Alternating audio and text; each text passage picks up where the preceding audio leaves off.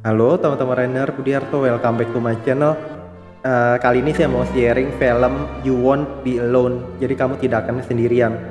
Jadi filmnya itu tentang apa ya? Tentang penyihir jahat yang tiba-tiba muncul, eh, tiba-tiba muncul di pedesaan dan dia nyasar. Ya ada ibu-ibu yang lagi disasar dan dia memiliki bayi. Kemudian ibu itu mohon agar bayinya jangan diapa-apain. Sampai dia inisiatif langsung dia bikin perjanjian darah ke si penyihir keriput. Dia bilang kamu boleh ini ambil anak saya nanti di umur 16 tahun. Jadi maksudnya tuh anak udah dewasa, nanti bisa punya eh, apa ya, bisa memutuskan gitu. Apakah dia bisa nyerang si penyihir atau dia ikut si penyihir atau gimana. Sudah umur dewasa 16 tahun kayak gitu, mau 17 tahun. Sampai dia motong ininya, keluarin darahnya dari lengannya itu. Ya udah, terus si penyihir bilang, perjanjian apa ini? Nggak apa-apa, si ibu itu bilang, ini antara perjanjian saya sama kamu. Ini demi ini aja, agar kamu yakin bahwa anak ini tetap milik kamu nanti ya. Tapi sekarang biar saya mengasuh dia dulu. Tapi ini penyihir nggak punya belas kasihan. Itu lidah tuh anak dipotong, nggak bisa ngomong, perempuan kayak gitu. Akhirnya si ibu itu udah sedih banget. Dan si penyihirnya pergi dengan lidah itu anaknya dipotong. Dia pegang tapi bisa rawat anaknya kemudian dibawa ke gua. Di gua dirawat dan dia mengaku ke penduduk karena dia nggak sakit hati, nggak enak. Dia bilang binatang buas telah memakannya kayak gitu. Ya zaman dulu kan dia juga nggak bisa minta tolong sama siapa-siapa. Keadaannya itu beda deh, keadaannya sepi, keadaannya itu mencari penolong susah kayak gitu teman-teman. Ya udah, tiap hari dirawat tuh anak, nanti sewaktu-waktu makin besar terkungkung dari dunia luar kan. Ibunya tiap hari dateng, jenguk, bawain makanan, ya, nyusuin apa.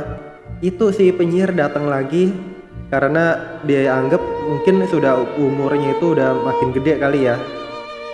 Ya nggak terasa mungkin 16 tahun ya. Tuh penyihir datang lagi berupa burung gagak hitam.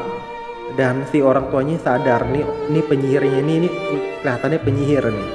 Udah, sehingga langsung tuh ditimpukin batu. Namanya penyihir berupa burung gagak juga, dia pergi ngumpet di balik batu.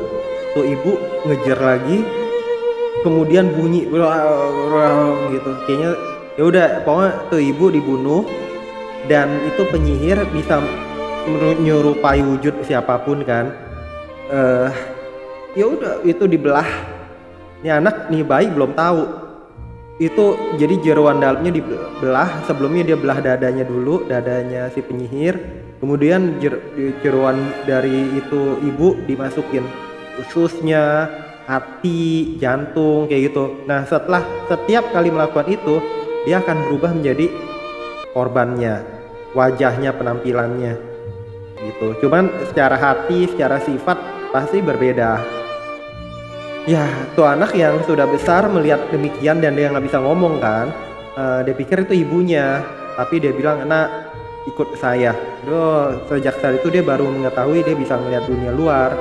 Jadi janjinya itu terpenuhi di umur itu, di umur 16 tahun itu. Akhirnya dia bisa melihat dunia luar. Dia ngikutin, dia seperti mendidik anak.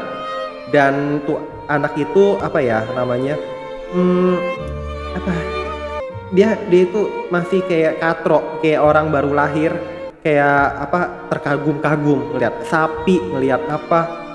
Dan diajarin tuh misalnya si penyihir untuk memulihkan kekuatannya, dia minum darah dari musang gitu contohnya, darah dari apa yang dibunuh, keledai. Nah si anak itu begitu nih, dia ngeliatin kan, itu dia pikir ibunya minum darah itu. Ya dia hanya mainin karena ibunya biasa kasih dia makan normal kayak gitu. Dia bukan anak penyihir. Ya udah, Tuh si penyihirnya kesel, ditepok-tepok, di ini, dimarahin. Jadi seperti ibu sama anak. Tuh anak kan udah besar, dia ngelihat ibunya kok berubah kayak gitu kan. Suatu ketika dia nggak suka dikasih makan yang minum darah segala. Dia main nyari ikan di sungai, dia inget ikan. Itu ikan juga dimainin si penyihirnya, di ini kepala tuh anak dimasukin ke air, di apa, celup-celup gitu. Tuh anak jadi sebel juga. Kemudian ditimpuk tuh pakai batu si penyihir, plek. Tapi yang nimpuk kan anak-anak ini kan, dan dia tahu dia itu nggak sungguh-sungguh apa kayak gimana, cuman sebel-sebelan kayak gitu, kayak main-main. Akhirnya tuh anak tuh penyihir ini, ya udah dia dicelup-celup lagi ke air, dia sebel, udah, jadi saya nggak mau ngasuh kamu apa gimana. Padahal kan waktu dia bayi udah ada perjanjian, kamu ikut saya gitu. Tapi ya namanya orang udah diangkat anak tapi dia nggak mau ikut, gimana, dia juga nggak bisa maksa kayaknya. Karena apa ya, nanti digambarin kenapa dia mau itu anak. Dia mau anak ya, karena dia itu tadinya perawan tua. Dia perawan tuanya itu sudah umur 40 tahun, perempuan. Jadi mulai nggak gitu dicari sama lelaki kan, karena masa reproduksi itu menyangkut. Dan apa, nah dia itu suatu waktu dijodohin, dia ketemu namanya pemakan serigala, ya penyihir juga berarti ya. Dan dia minta tolong, carikan dia jodoh. Dia tahu nih orang mampu nih, sugestinya mampu, ada keajaiban juga, ada energi, sehingga dia minta jodoh di umur 40-an tahun itu. Ya udah, dia dicodet pakai kukunya si penyihir. Penyihirnya itu nggak ganggu sebetulnya. Penyihirnya itu ceritanya yang dahulunya itu, yang dia minta dicarikan jodoh itu hanya makan ternak kan, darahnya ternak. Karena dia minta gitu, dia dicodet ininya, jantungnya apa kulitnya, kemudian tumbuh kuku, jadinya tumbuh kuku hitam, tanda bahwa dia itu jadi penyihir. Kemudian itu pergi aja gitu. Nah cuman kan dia tahu-tahu oke, terjadi ada ya lelaki tua minta dia jadi pasangan, menjadi pasangannya. Ternyata tuh dia pesuruh, dan dia diajak karena dia butuh lelaki, nggak mau jadi perawan tua. Dia ikut itu, ternyata lelaki yang sudah mau meninggal. Jadi dia dipaksa berhubungan berhubungan intim, menjadi suami istrinya itu secara paksaan, dipegangin sama keluarganya masing-masing. Bukan sama masing-masing, dipegangin si lakinya yang sudah lemah banget, sudah mau meninggal, dipegangin ya. Itu dipegangin di alat vitalnya, si perempuan juga diikat, dipegangin juga biar si lelaki yang sudah lemah banget bisa melepas keperjakaan terakhir kali, kemudian meninggal. Dan ya udah, si itu meninggal kemudian itu si perempuan itu digambarin ini dapat jodoh lagi lelaki lain, dan dia sayang banget dia sayang sama itu lelaki lainnya itu. Tapi waktu lagi berhubungan lagi ya, dia nggak sengaja, dia nusuk pakai kukunya itu. Kemudian nggak tahu kenapa dia seperti ketahuan sama masyarakat, sehingga dia dibakar hidup-hidup. Tapi karena dia telah ada ilmu sihirnya itu, dia nggak mati, tapi kulitnya itu jadi keriput semua. Maka digambarin di film, si penyihir ini adalah orang yang dia punya kekuatan sehingga dia nggak mati, sehingga nggak bisa mati, tapi keriputnya itu keluar, nggak bisa dibunuh manusia biasa kayak gitu gambarannya.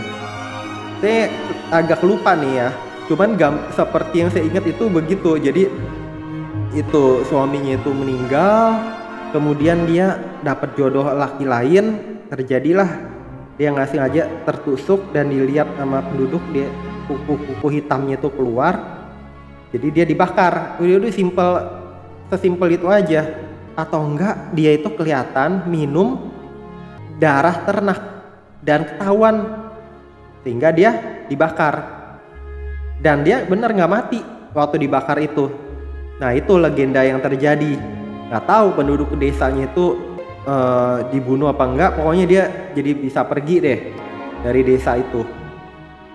Nah balik lagi tadi, itu tuh anak kan ditinggal karena dia timpuk batu ke si penyihir kan, yang lidahnya dipotong itu, tuh anak yang lidah dipotong, ibunya dibunuh sama tuh penyihir. Akhirnya si itu seperti ibu anak, dia bilang udah saya nggak mau ngerawat kamu lagi. Ya siapa yang mau dirawat sama penyihir kan. Akhirnya dia pergi. Waktu dia pergi, tuh anak diem aja. Ya udah dari situ sebenarnya masih diawasin terus sama tuh penyihir itu.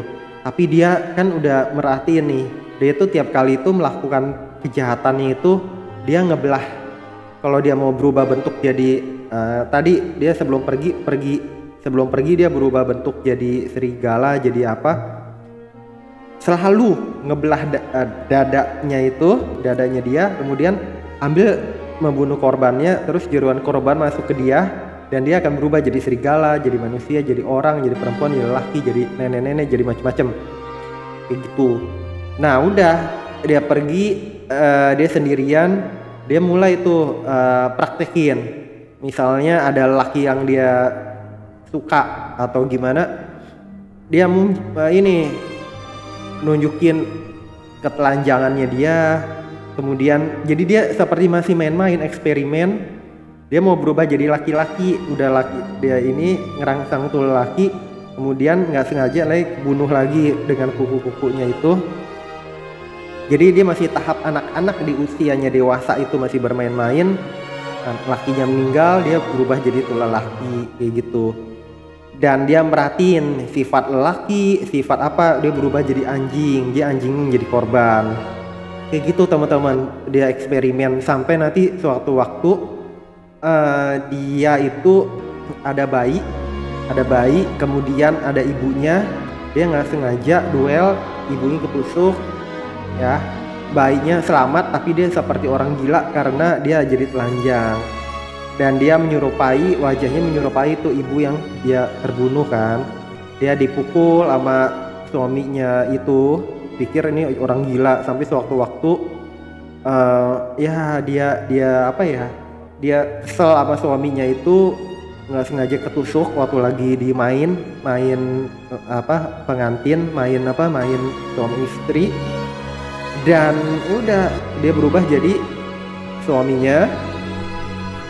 Dan dia ketusuk suaminya, kemudian dia pergi ya kan, bayinya tinggal, ibu mertuanya itu sayang sama dia sebetulnya, cuman jadi nyariin dia sama suaminya meninggal. Kayak gitu-gitu kejadiannya. Sampai sewaktu-waktu lagi itu penyihir sih bolak-balik ngajak, ayo kamu ikut saya, kalau enggak apa kamu mau, kalau kamu di dunia ini nih kamu ketahuan kamu itu penyihir. Karena dia itu ngedenger juga cerita dulunya itu, si penyihir itu ternyata dibakar karena perawan tua, jadi keriput-keriput karena punya ilmu sihir, nggak mempan dibakar manusia. Sampai yaudah sewaktu-waktu dia ketemu jodohnya, dia ngaku, dia nggak ngaku sama keluarga lakinya segala, cuman dia bilang ke suaminya bahwa dia itu sebenarnya penyihir kayak gitu.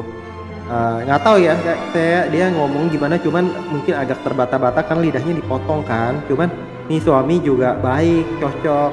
Nah makanya akhirnya dia punya anak, kemudian sewaktu-waktu suaminya itu terbunuh, dia panggil-panggil terbunuh, ternyata terbunuh oleh babi hutan. Dia lihat lagi, ini pelakunya si ini lagi, nenek sihir lagi.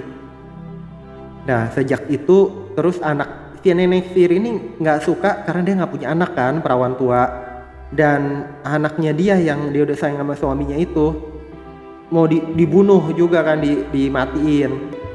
Nah cepet-cepet karena dia sudah punya ilmu sihir, dia ambil ternak keluar, kemudian dia bunuh ternaknya, kemudian dia kasih darahnya tuh ke anaknya yang telah meninggal, sehingga tuh anak bangkit lagi dan menjadi penyihir. Kukunya mulai tumbuh dari ini.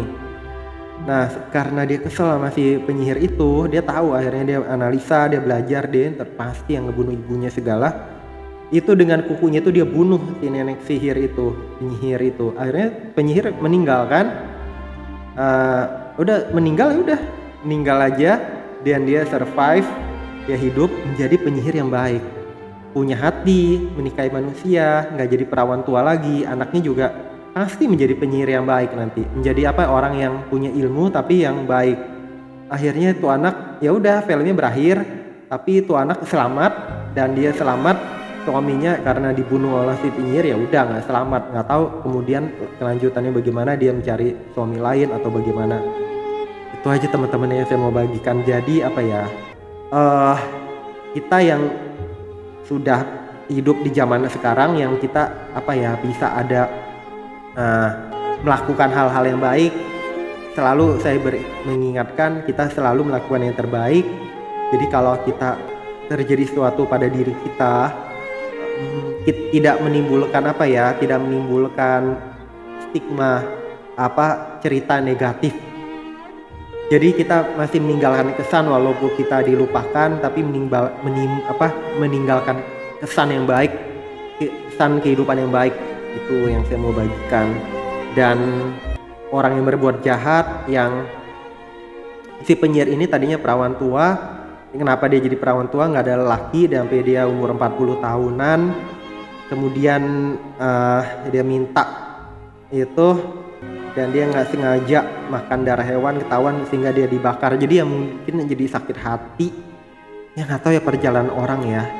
Cuman kalau bisa kita jangan sampai jahatin orang teman-teman, karena kalau kita jahatin orang maka ya kita diingatnya penjahat gitu aja. Kalau kita melakukan kebaikan, kita diingatnya menjadi orang baik itu. Dan apa yang kita perbuat baik atau jahat bisa aja meninggalkan dampak ke keturunan kita, ke kelanjutan